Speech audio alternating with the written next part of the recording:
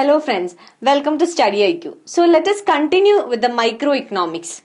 So now in this session let us begin with what is the difference between the change in quantity demanded and the change in demand. So first let us see what is meant by the change in quantity demanded. We have already discussed about the determinants of demand. And when we discussed about the determinants of demand, we have said that there are many determinants of demand, but the most important one is price. So price is the most important determinant of demand. So when we learned about the law of demand, we learned about the relationship between price and quantity demanded. What was it? When price increases, quantity demanded decreases, and when price decreases, quantity demanded increases. We have learned that there is an inverse relationship between price and the quantity demanded. We have also seen the graphical representation of the law of demand, that is the demand curve. Let us see it again. Price P, quantity demanded QD.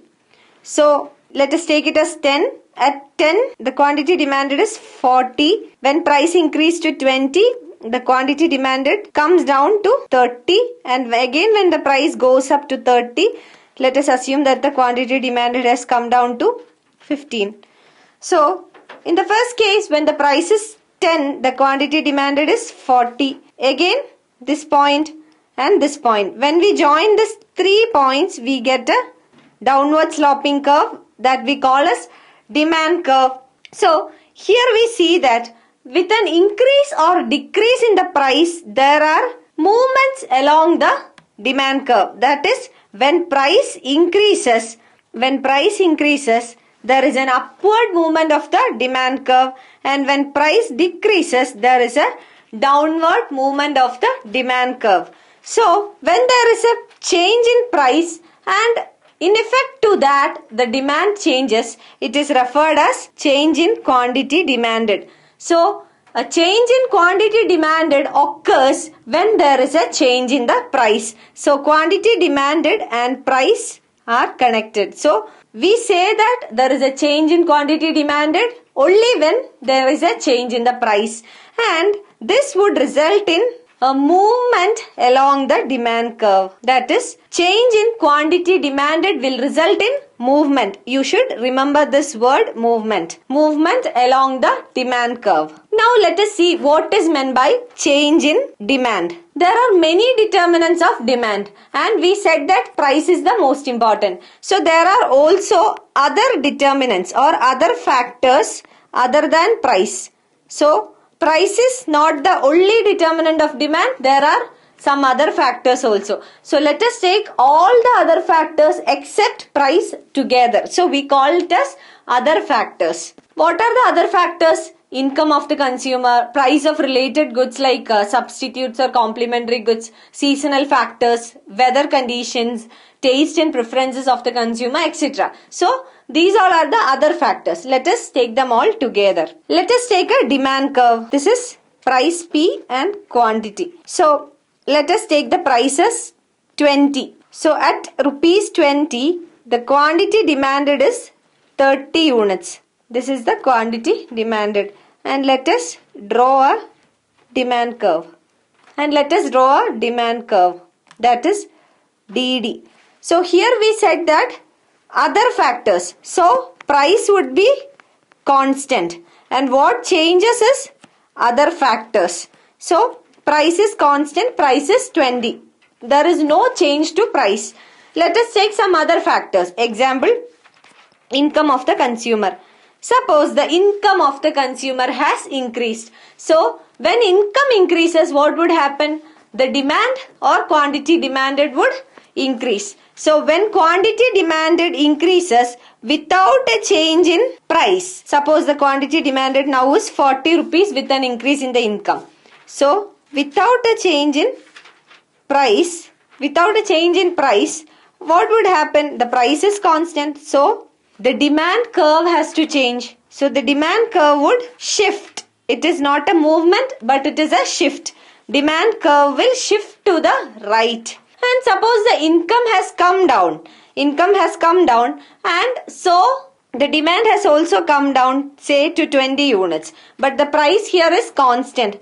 So the price is constant and the demand has come down. So what has happened? The demand curve has shifted to the left. So here we must remember the word shift. Shift in the demand curve.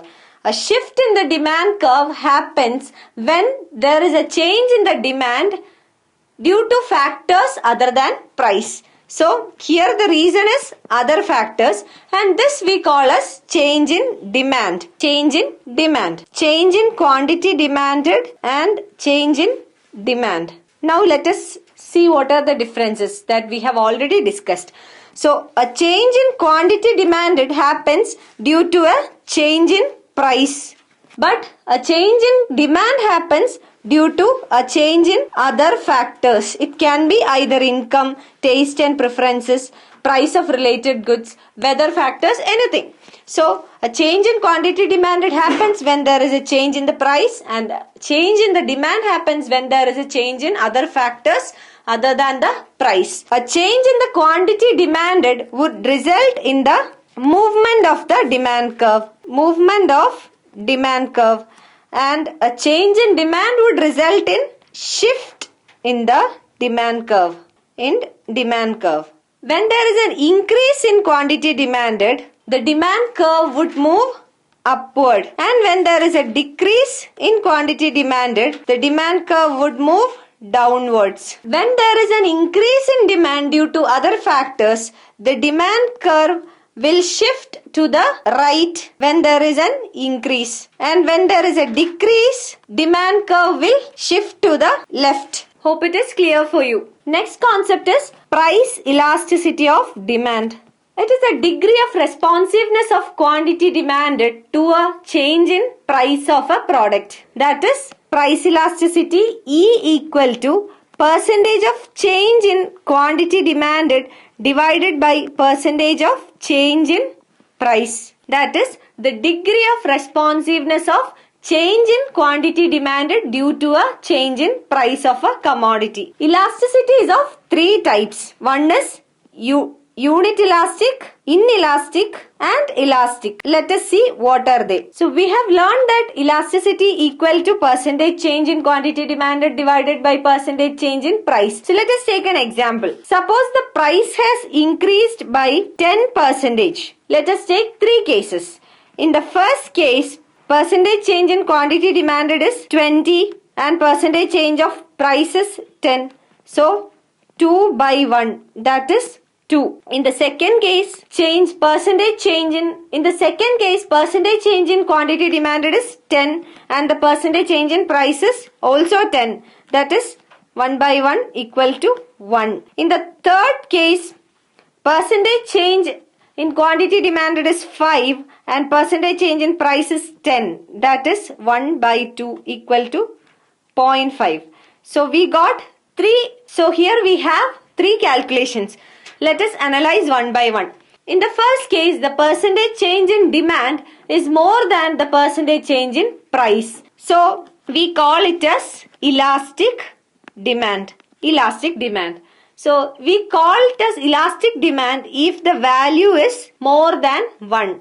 So if it is elastic demand, value would be more than 1. In the second case, we have seen that percentage change in price and percentage change in quantity both are same, both are 10. So this type of elasticity we call it as unit elastic, where the percentage change in quantity demanded and the percentage change in price is the same, and here we got 1. So unit elastic will always be equal to 1. And in the third case, we have seen that percentage change in quantity demanded is less than the percentage change in price and the value is less than 1. This type of elasticity we call it as inelastic demand. Hope it is clear for you. Let us see it again. The first one, elastic demand. Elastic demand means percentage change in quantity demanded would be more than percentage change in price. And elastic demand value will be always more than 1. In the second case, that is unit elastic, percentage change in quantity will be equal to percentage change in price and the value will be equal to 1. In the third case, that is inelastic demand, the percentage change in quantity demanded would be less than the percentage change in price, and the value will be less than 1. Hope it is clear for you. Now let us see how would the slopes look like in elastic demand as well as in inelastic demand. Okay, let us first see elastic demand. Let us take price P, quantity demanded QD. Suppose the price is rupees 10 and quantity demanded is 40. The price increased to 20. So in elastic demand we have seen that percentage change in quantity demanded will be more than the percentage change in price. So when the price has increased to 20, the change in quantity demanded will be more than proportionate. Let us assume that the change in quantity demanded is to 10 units. And when we join these 2 points, we get a demand curve, and this demand curve looks flatter. So the nature of the demand curve in elastic demand would be flat. Now let us see what happens in case of inelastic demand. In elastic demand, price P and quantity demanded QD. In inelastic demand, we have seen that the percentage change in quantity demanded will be less than the percentage change in price. Okay, assume the price is 10 and the quantity demanded is 40. Now the price has increased to 30 and quantity demanded percentage would be less than the percentage change in price. So here the quantity demanded slightly changed to 30. This is the new point and this is the older point. If we join these points, we will get a steep curve compared to the elastic demand. So the nature of the demand curve in inelastic demand would be steeper. So when the demand is elastic, you would get a flatter demand curve, and when there is an inelastic demand, the demand curve would be steeper. Hope it is clear for you. So now let us see what are the determinants of elasticity of demand. Determinants. The first determinant of elasticity is nature of the product. Nature of the product can be divided into essential product and luxury product. If it is an essential product, what do you think would be the demand elasticity? In case of essential commodities or necessities, the elasticity would be inelastic. In case of luxury commodities, there will be a elastic demand. Next determinant is the availability of substitutes. If substitutes are available, there will be an elastic demand, and if substitutes are not available, there will be an inelastic demand. Same like the price elasticity of demand, we also have income elasticity of demand. So income elasticity of demand is referred as a percentage change in quantity demanded in response to a percentage change in the income of the consumer. That is EY equal to percentage change in quantity demanded divided by percentage change in income. Under income elasticity of demand, there are two important concepts. One is giffen goods, which we also call as inferior goods. And the second one is Veblen goods. Inferior goods or giffen goods, we have already learned what it is when we learned about the determinants of demand. What are inferior goods? Inferior goods refers to those goods whose demand decreases with an increase in income of the consumer, and the demand increases with a decrease in the income of the consumer. So they are related to the income of the consumer. So when income increases, its quantity demanded decreases and vice versa. Also, we have said that this is an exception to the law of demand. Next is Veblen goods, and this name is given after T. Veblen. So what are Veblen goods? Veblen goods are those goods whose demand increases with an increase in price and whose demand decreases with a decrease in its price. What is law of demand? Law of demand states that when price increases, quantity demanded decreases. But this is just opposite to that. Veblen goods are those goods whose demand increases only when the price increases. What are those kinds of goods? Those are goods which are associated with the social prestige of individuals, like luxury cars, Kohinoor diamonds, designer aeroplanes, etc. So These goods would have more demand when the price is more. So it is an indicator of the social prestige of an individual. Now let us see what is a consumer's equilibrium. Consumer's equilibrium is defined as a situation in which he or she spends his income in order to derive the maximum satisfaction. So that is consumer's equilibrium. We also have producer's equilibrium. So what is producer's equilibrium? Producer's equilibrium is a situation in which the firm produces that much units of a commodity which would maximize the profit of the firm. So maximum profit for the firm. Now let us see some types of markets. We can broadly classify markets into 4 types. One is perfectly competitive market. Second one, monopoly. Third one, monopolistic. And the fourth one, oligopoly. Let us see one by one. First one, perfectly competitive market. What is a perfectly competitive market? It is a market where you have free entry and exit. There are large number of close substitutes available. The nature of the commodities will be homogeneous. You can always find good competitions, like there will be very close substitutes. Then what is a monopoly market? Monopoly market is a market type in which the market is completely controlled by a single individual or a single firm. Example is Indian Railway. So there is no entry for other firms. So entry is prohibited. And what will be the nature of the commodity? It will be unique. It cannot be provided by others. So the price fixer is the producer himself. That is monopoly. Next is monopolistic. Monopolistic market is a type of market where you have differentiated products. So products will not be close substitutes, even though they can be used as substitutes. They will not be very close substitutes. You have free entry and exit. There will be large number of firms in the market. The price is fixed by the market. Even though the firm has a little control over the price, mainly it is determined by the market. Example of such market would be soaps, or like if you say cosmetics, etc. So we have different types of soaps. They are not close substitutes, but even though they can be used as substitutes. Then when it comes to oligopoly, we have only fewer firms. Example is mobile companies or aircrafts, etc. So entry and exit is possible, but it will not be as easy as in the entry and exit is possible, but it will not be as easy as in case of perfectly competitive markets. So products will be differentiated products. It will not be the exact same of the other product. It can be used as substitutes, but not very close substitutes. Example of perfectly competitive items would be wheat, rice, etc. So these are the 4 types of markets. Next topic is resource allocation.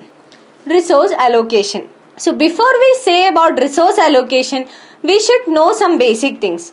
Let us begin with what is economics. We know that there are limited resources in the economy and there are unlimited wants. So we have limited resources in the economy and unlimited wants. So we should judiciously allocate these resources to the most needed activities. So this is known as resource allocation. And economics is concerned about the allocation of these resources. So that is economic, the study of this resource allocation. So we know that there are unlimited wants and limited resources. So this is resource allocation. Resources can be allocated in 2 ways. One is by the government and the second one is by the private, that is by the market. Government and market. So when government allocates these resources, we call it as economic planning. And when market does this function, we call it as market mechanism. What is the difference between allocation by the government and allocation by the market? So government allocates on the basis of wants and needs of the individuals, and market on the basis of demand and supply. For this, the government uses taxes and subsidies. Here the market uses the demand and supply factors. So which one would be ideal? Allocation by the government or allocation by the market? Let us see. What are the advantages when government allocates resources? The government would consider the social factors like unemployment, poverty, education, etc. But market will not be answerable to the social factors. What are the advantages when it comes to market?